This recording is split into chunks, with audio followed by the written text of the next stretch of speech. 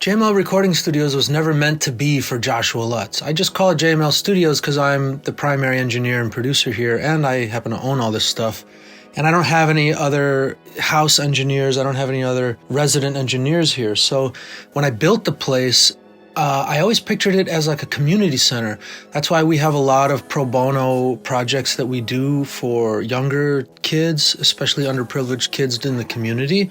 I do a lot of outreach here and philanthropy. And it's all based on my spirituality. Essentially, I had heard a story. It's a true story about a man that my dad knew who became a colleague of my father. And the reason the story stuck with me is it defines what I want to do as a businessman myself. I have a diversified skill set in that I'm a visual artist as well as a photographer, a videographer, editor, web designer, graphic designer, painter, illustrator, animator.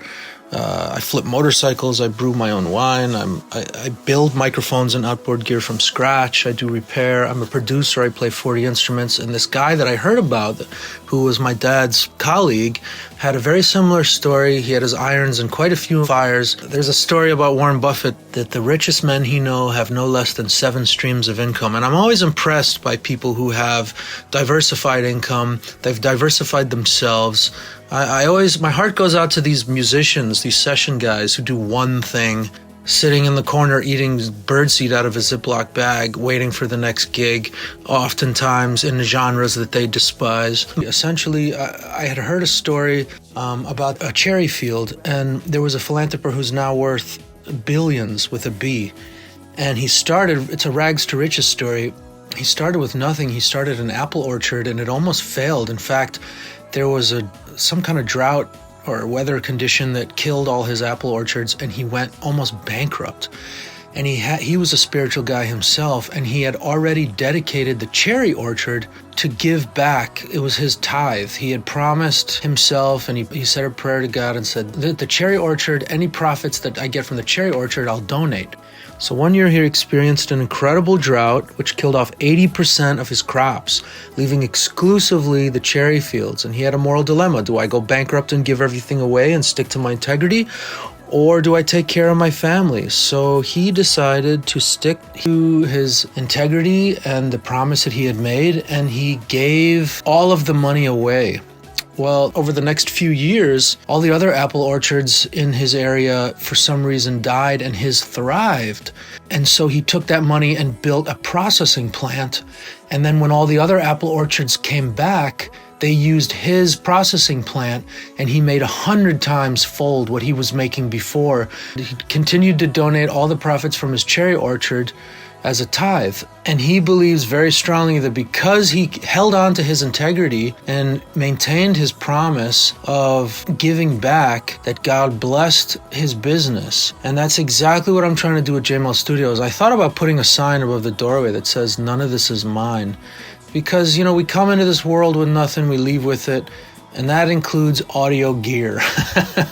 That includes my obsessive compulsive hoarding condition of amassing all of this audio equipment. So often I'll get a call for an intern. "Oh, can I come and intern at your studio?" And I say, "Heck yeah, come on in. What do you want to achieve?" "Oh, I want to learn how to use all this gear. I want to hear what it sounds like. I'm looking for a reference." And I say, "Why don't you just come in? Maybe you can vacuum the floor and help assist on a session. But then on the downtime, why don't you just bring in your own stuff and just run it through all this gear? Like try out all these synthesizers and put them through all this outboard. Record some of your stuff here." And I don't charge them for that. In fact, the more destitute the intern, the more I usually end up giving back. And I've always kind of done that. If you look at lutzmultimedia.com, there's a philanthropy tab there. And that's a huge part of what I'm doing is I'm just trying to catch all the other musicians, artists, engineers that are falling through the cracks of our education system. Because as we all know, education in this country is just abysmal. And as it failed me as an artist, it's failing so many of these other kids who may not have a safety net. Like I had music to save my life. So I feel like I'm constantly trying to find these other kids falling through the cracks. And I'm using JML Studios to do exactly that. And it's attracting a lot of other people with resources. We're building a network of philanthropy and people that are looking to pull those behind them forward, pull the next kid up, because sometimes the rungs in the ladder are just a little too steep and they need a helping hand. And that's what JML Studios is all about. That's what this YouTube channel is all about. Especially with what's happening in our government, I think that the people that are truth seekers need to double down on their belief instead of abandon it in these times of dark waters. And again, that's what JML Studios is all about. So without further ado, I'd like to jump into some of my favorite microphones I have. We have over 300 microphones here, but there's about 20 that I hold near and dear, so check these out. Here's a microphone that I built myself. It's called the JLAM 251. It's an ELAM 251 clone, and I hand machined and fabricated the enclosure, JLAM 251. I populated all the components on the PCB myself. Neumann M49, Neumann U67s, a whole bunch of like vintage salt shaker mics. I love these mics. These mics sound great, by the way. This is the most expensive mic I own. It's the AKG C24. Look at this connector. How cool is that? Roger Deller at Electric Lady rewired this entire connector for me. And I can't think of a better drum overhead or piano overhead mic on the planet, to be honest. It's essentially a stereo C12. So it's two C12s in one body, aptly named the AKG C24. It has an articulating head. It goes up to 180 degrees, and it's absolutely amazing. This one was serviced by Stephen Paul Audio, who recently passed away, well, somewhat recently, and he put thinner micron mylar when he reskinned it, and it gives it a much more sensitive vibe. I should not have this $30,000 mic teetering on my legs.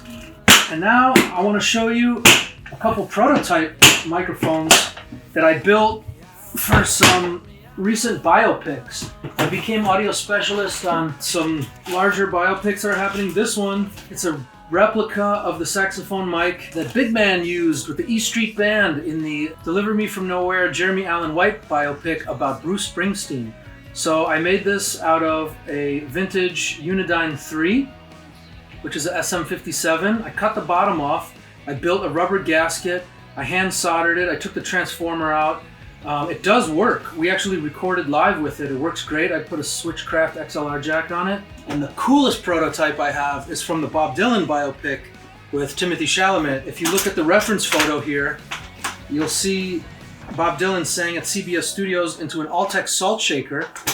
And it has a radiator clamp hose hooked to a yoke, an RCA 77DX yoke.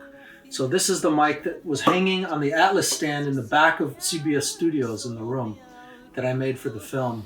I feel like every studio should have like a little electrosonics sound devices rig so they can do live recording. I have a Mix Pre 6, which I just got, a bunch of electrosonics lavs, an SPD1 power supply, a whole bunch of booms and lavs, and cut! That's the end of part 3, but I have so much more gear to show you, so check out part 4 coming at you right now. Look at it right there on your screen. Click on it.